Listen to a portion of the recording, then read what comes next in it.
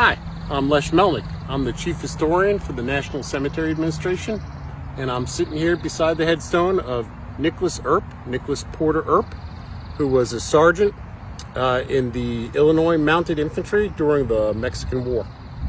I've decided to tell you a little bit about Nich Earp today. He had a long life and a very varied one. Said that he only knew two kinds of people, friends and enemies. Born in 1813 in North Carolina, grew up in Kentucky, then continued his wanderlust moving on to Illinois, spent a fair amount of time with his family in Iowa, got the hungry for gold and took part in the gold rush to California in 1851, came back to Iowa, picked up his family in 1864 and moved them out here to California to the San Bernardino area, which he fell in love with.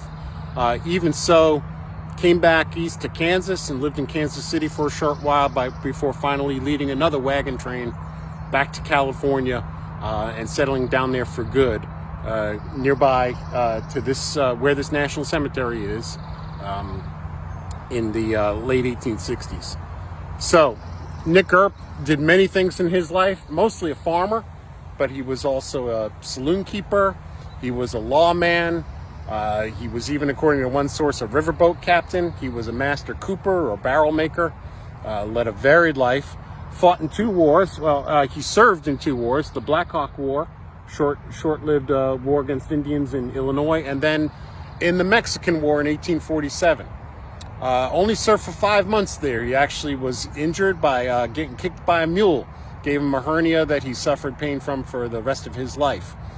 So when he was in his 90s, and living here in California, he spent the last years of his life just across from this cemetery here, and you may be able to hear the sound of I-405 in the distance, but right across the I-405 from the cemetery is where the National Home for Disabled Veteran Soldiers, Pacific Branch, was in the Sawtell community, and that's where Nich Earp spent the last couple of years of his life.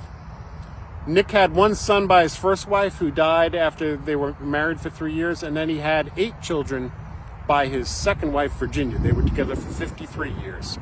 His 5 sons came known as the Fighting Earps. In order, they were James, Virgil, Wyatt, Morgan, and Warren. Wyatt Earp was actually named after his company commander during the Mexican War, who was Wyatt Berry Stapp, and so Wyatt Berry Earp became Nicholas and Virginia's 4th son, who was born the year after his service during the Mexican War.